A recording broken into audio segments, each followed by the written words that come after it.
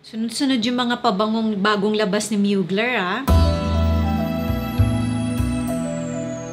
Bago ko simulan tong video, baka magtanong kayo kung ano yung nasa lips ko. This is the Clinique Chubby Stick and this is 07 Strawberry. So, kaka-review ko lang ng Mugler na bagong labas na Alien na pabango. And ngayon naman, meron ako nitong sample na nabigay sa akin ng Angel naman na Elixir. And i-compare ko siya dito sa Eau de Toilette. So, wag na natin patagalin. Basahin ko na yung notes ko. So, eto yung Eau de Toilette. This is beautiful, guys. Gourmand siya and one spray is strong. Take note, guys. This is Eau de Toilette pero beast mode siya. I need to smell again the Eau de Parfum. Kasi wala ako nun. And etong Eau de Toilette lang yung meron ako. And for sure, naamoy ko na yun before. Na-compare ko na siya dito kay Eau de Toilette. And for sure, mas nagustuhan ko to. Kaya eto yung meron ako. But it's been a long time. Baka nagbago na rin yung, syempre, yung ilong ko. Baka mas ma-appreciate ko na sa Eau de Parfum. So, babalikan ko siya and I need to smell it again. Pero kasi, si Eau de Toilette, malamang kaya eto yung meron ako kasi eto yung kaya sa weather natin dito sa Philippines. So, this is Praline na sweetness na may wood na note, ang sexy. Pang gimmick or date nights. Ang napipicture ko talaga dito is magka-clubbing na babae. Naka-sexy na dress, may hawak na drink, and this will be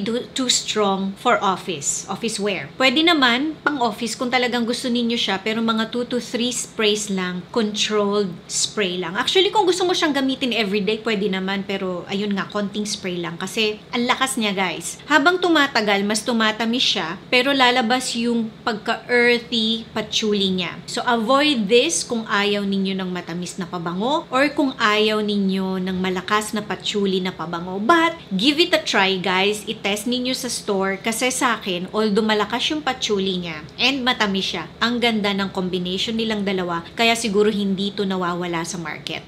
Now, dito naman tayo sa My Elixir. Alam nyo, maraming nagko-complain sa bottle nito kasi although I have a parang 10 ml lang to na sample, pero ang ganda. So, I got this as a freebie nung nasa Paris kami. I think nakuha ko siyang free sa Sephora nung namili ako doon ng mga pabango. Pero very generous, ha. Alam nyo naman Sephora minsan, di ba? So, sa initial na spray, amoy creamy jasmine. It's nice pero hindi ka mapapawaw. Unlike netong Eau de Toilette. O, di ba? Parang Valentino born in Roma siya na less creamy sa initial na spray. May pagka-tropical din siya, tapos may maaamoy ka sa kanya na parang bigas. Alam nyo yun, parang amoy kanin. Nauuso to ngayon sa mga bagong labas na pabango lately. After mga 5 to 10 minutes, mas gusto ko na siya. Para na siyang light and easy na beachy perfume. Parang ganito din yung sinabi ko dun sa sa Alien. Pero para siyang yung Alien na Elixir at this point, di ba? In terms of floral na notes, minus yung coconut and sunscreeny na note, tapos nilagyan siya ng parang milky rice sweetness na pinahina. Kasi ang lakas ni Alien Elixir. At this point, gusto ko na siya pagka yung naka 5 to 10 minutes na siya. Para siyang milky floral beachy scent na lotion almost kasi hindi siya yung malakas na malakas nung time na tinest ko to. Actually, ang soft na sophisticated niya sa dry down. O diba sa initial na spray parang walang masyadong dating pero give it a few minutes parang nagiging soft and sophisticated na siya na pabango. So nung una gusto ko siya sa beach lang. Pang beach lang siya na pabango. Tapos biglang sa dry down, sophisticated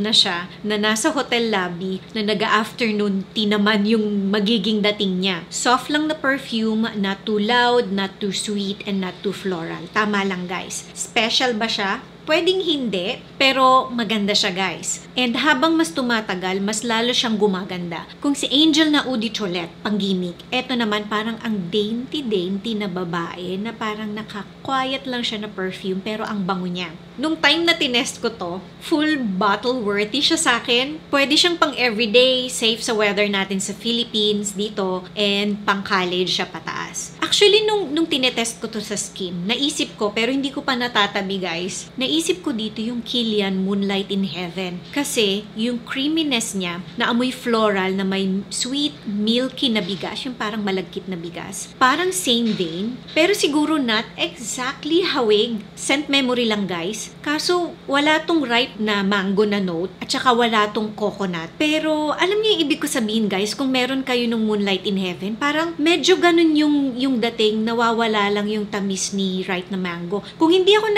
nagkakamali, nung ginamit ko si Moonlight in Heaven, yes, naamoy ko yung matamis, pero hindi mo siya actually masasabing, at least sa skin ko guys, ulitin ko, na parang ripe mango yung naaamoy ko. So parang nakikita ko na medyo may hawig sila ng konti. Pwedeng malaki yung difference, pero alam niyo yung na-associate ko na parang nasa ganung dating to, itong elixir. So kung gusto ninyo yon, I think yung Moonlight in Heaven from Kilian na kasi super mahal nun, I think ma-appreciate nyo rin to. Kaya siguro gusto ko siya, kasi gusto ko rin yun. So meron ba kayo nitong pabango na to? Na-test nyo ba siya sa skin? And alin yung mas gusto ninyo sa kanilang dalawa actually? Etong Eau de Toilette or yung OG or itong bagong elixir? Mag-comment nga kayo below guys. Thank you for watching and see you on my next video.